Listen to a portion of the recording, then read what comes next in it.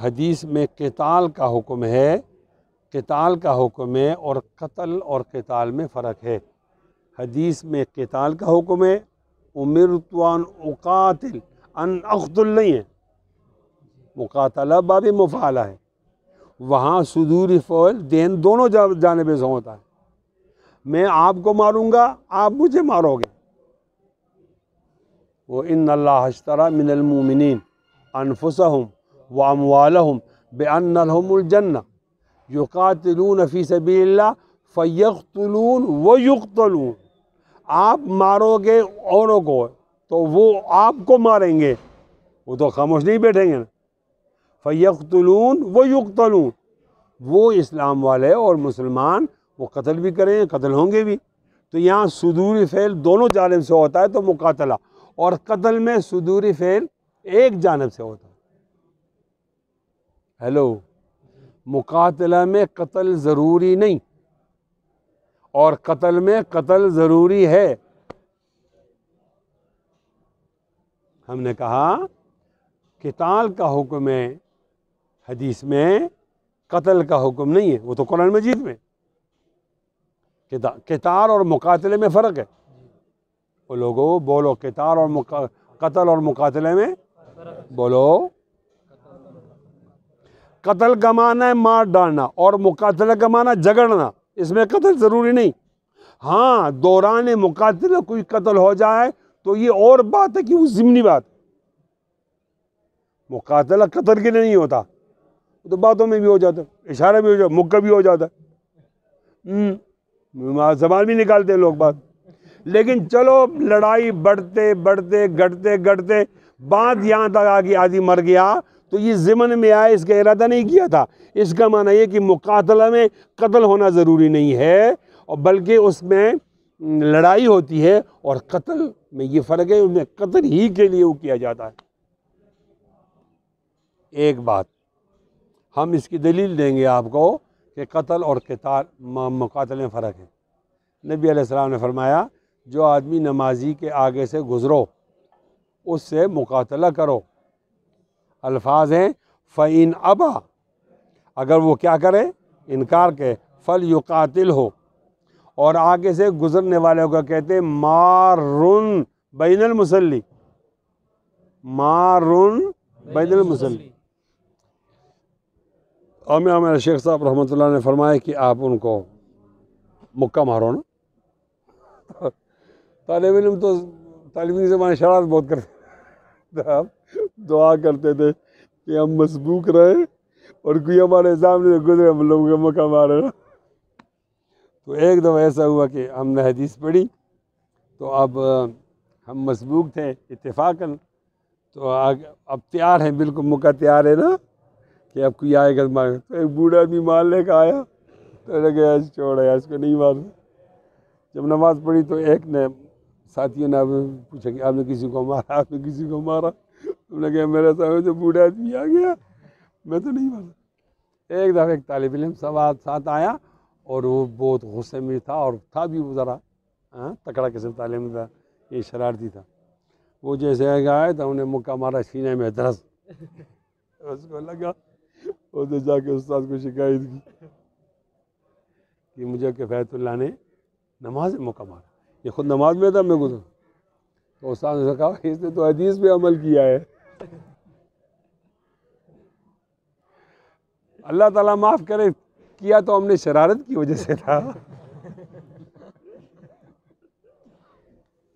یعنی اس وقت تو یہ بات نہیں کہ حدیث پہ عمل ہو جائے، ہمارا یہ خیال ہے کہ نماز کے اندر مارنے کا موقع مل گیا نا تو اس چانس کو ضائع نہیں کرنا چاہیے۔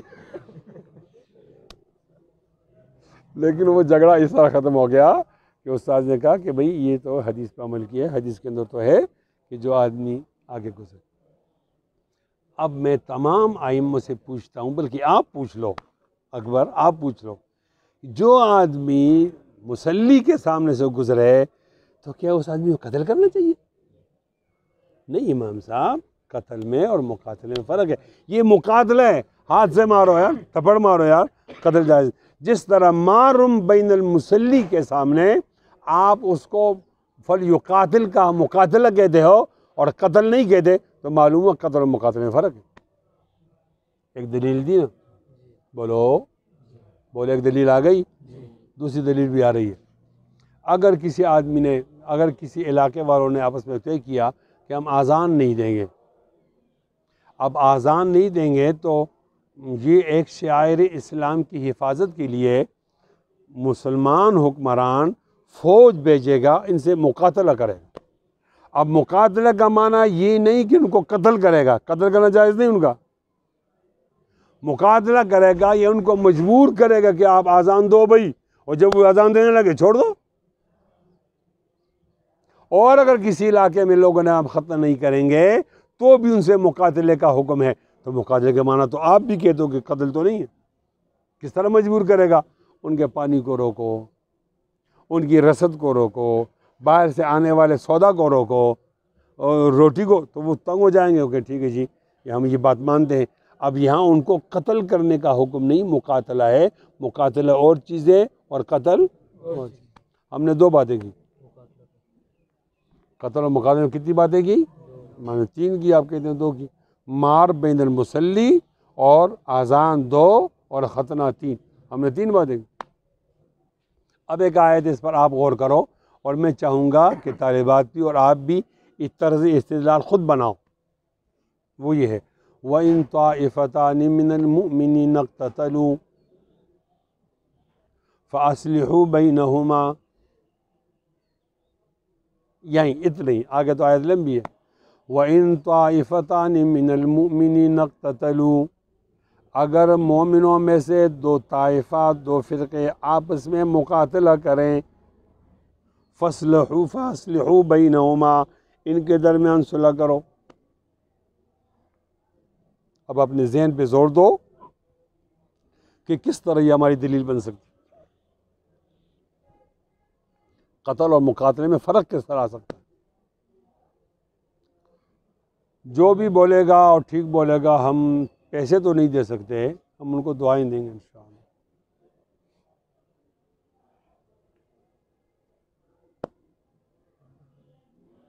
جی یہ جس کو آتا ہے بتائیں۔ یہاں پر کہا کہ لڑائی ہو تو ان کے درمیان اصلاح کرو، جب مر جائیں تو پھر اصلاح کیسے ہو سکتی ہے؟ ٹھیک، اگر اقتتلوا مقاتلہ ہے، اس سے آپ مراد قتل لے، ایک 3 ائمہ کبار، آپ پر اللہ کی رحمت ہو، اگر آپ تینوں، اس سے آپ قتال سے قتل مراد لیں، جب وہ ایک قتل کرے پھر صلح کس کی؟ قبرستان کی صلح ہوگی۔ تو اس سے معلوم ہوا قتل اور چیز ہے، قتال اور چیز ہے۔ لہذا آپ کی دلیل ثابت نہیں ہوتی اور ہماری دلیل ثابت ہوتی ہے۔ وہ کیا؟ کہ قتل نہیں کرو بھائی، قتال کرو۔ قتال کے ضمن کے اندر اگر قتل آتا ہے تو وہ اور بات ہے، وہ تو ہم بھی مانتے ہیں کہ وہ آدمی نہیں مان رہا، پتھر کا پتھر ہے، اس کو مارا بھی پھر ظاہر ہے ایک وقت اس کی موت خود آ جائے گی، یا وہ مار کے قتل ہو جائے گا، یہ تو ہم بھی مانتے ہیں، لیکن ابتدائی اور فوری طور پر قتل کے قائل نہیں۔ بات سمجھ میں آ گئی ہے؟ دوبارہ بتاؤں یہ سمجھ میں آ گئی ہو تو ذرا اونچا بولو نا، آ گئی سمجھ؟ دوبارہ بتاؤں یا نہیں؟ اب امام علامہ ابن قیم رحمۃ اللہ علیہ میدان میں آئے اور امام شافعی کا دفاع کرنے آئے، اس لیے کہ وہ امام شافعی کے مقلد ہیں، بہت بڑے آدمی ہیں، زاد المعاد والے، یا علامہ ابن تیمیہ کے شاگرد ہیں۔ وہ آئے، انہوں نے کہا ہم ثابت کریں گے کہ مراد جو ہے وہ قتل ہے۔ ہم نے پوچھا امام صاحب بتاؤ، انہوں نے کہا دیکھو حدیث سے تو ثابت نہیں ہو رہا قتل، مقاتل ثابت ہو رہا ہے، لیکن آیت سے تو ثابت ہو رہا ہے، حدیث سے ثابت نہیں ہو رہا۔ حدیث امرت ان اقاتل الناس، مقاتل ثابت ہو رہا ہے، لیکن وہاں قرآن مجید کی آیت میں فقتلوہم سے قتل ثابت ہو رہا ہے۔ اب قرآن اور حدیث کے اندر جب کوئی بات آ جائے، دونوں میں تعارض آ جائے، تو قرآن کو لیا جائے گا، حدیث کو نہیں لیا جائے گا۔ تو لہٰذا اس کا قتل ہے، اور امام شافعی کا مسلک ٹھیک۔ کوئی آدمی علامہ ابن قیم کی تقریر بتا سکتا ہے؟ کیا تقریر ہے اسی؟ چشمہ والا اونچا فرماتے ہیں، ایسے تو نہیں فرماتے۔ حدیث میں تو مقاتلہ ہے، آپ کی بات باندھ دیں، قرآن میں تو قتل ہے۔ اور جب قرآن زیادہ قوی ہے حدیث کے مقابلے میں تو قرآن پہ عمل کرو. بولو حدیث کے لیے لڑائی لڑو.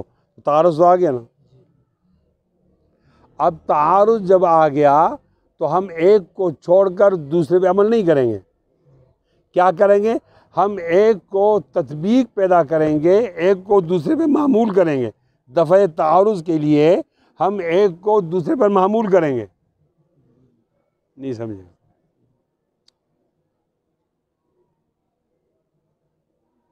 یہ ساقی والا دور چھوڑ دو.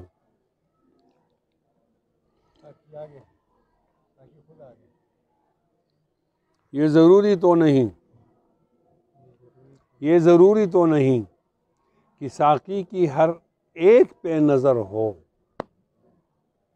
یہ ضروری تو نہیں کہ ساقی کی ہر ایک پہ نظر ہو, مگر یہ ضروری ہے کہ ہر ایک کی ساقی پہ نظر ہو. کیا استاد ساقی ہوتا ہے نا, وہ دیتا ہے آپ پیتے ہو, تو سب کی نظر ساقی پر ہو. جام والو ساقی پہ نظر. علامہ ابن قیم کی بات سمجھ میں آ گئی ہے؟ آپ ہاں ہوں کرو تاکہ میں آگے بڑھوں نا. کہ قتل کا ذکر تو آ گیا قرآن مجید میں, اور وہ قرآن مجید زیادہ قوی کلام ہے حدیث کے مقابلے میں, تو اس پہ عمل کرو. ہم نے جواب دیا یہ ٹھیک ہے کہ قتل آ گیا, قتل کا ذکر ہے قرآن مجید میں, اور حدیث میں مقاتل آ گیا, تو تعارض آ گیا.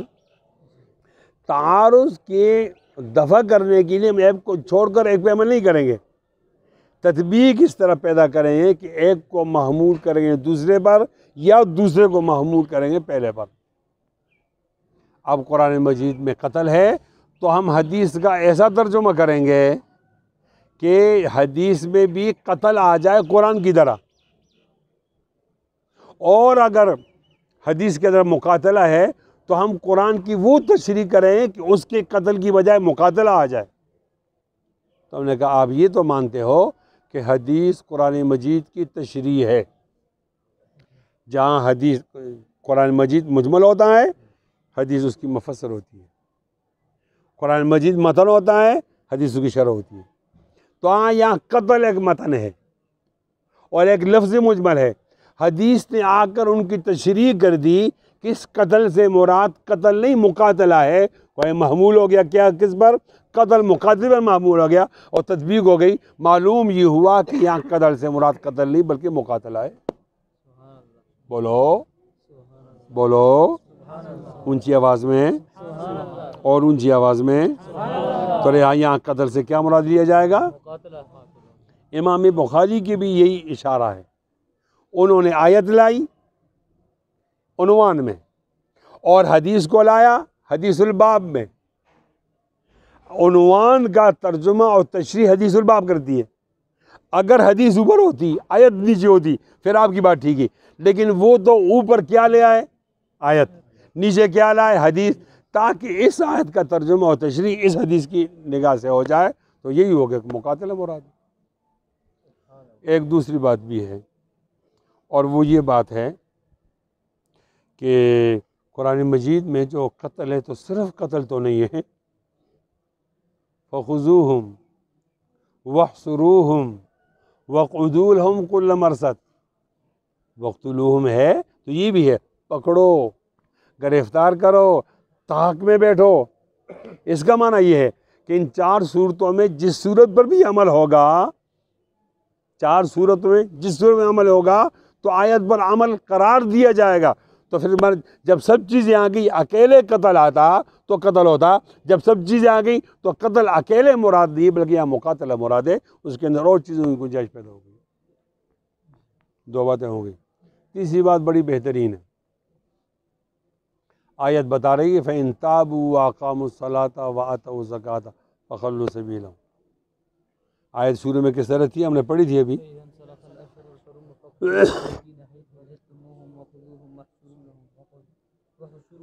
فَإِن تَابُوا وَأَقَامُوا الصَّلَاةَ وَآتَوُا الزَّكَاةَ. یہاں صلاۃ کے ساتھ صلاۃ کے ساتھ زکوٰۃ بھی ہے, تو حکم دونوں پہ ایک لگے گا. آپ یہ حکم دیں گے تارک صلاۃ کا جو حکم ہے وہ تارک زکوٰۃ کا بھی ہے. اب تارک زکوٰۃ کو بھی قتل کیا جائے گا. حالانکہ چاروں ائمہ میں سے کوئی امام اس کا قائل نہیں ہے کہ کوئی آدمی زکوٰۃ عمدن چھوڑ اس کو قتل کیا جائے۔ جب تارک زکوٰۃ میں قتل کے آپ قائل نہیں ہو تو پھر آپ تارک صلاۃ میں کس طرح قائل ہوتے ہو؟ بولو سبحان اللہ۔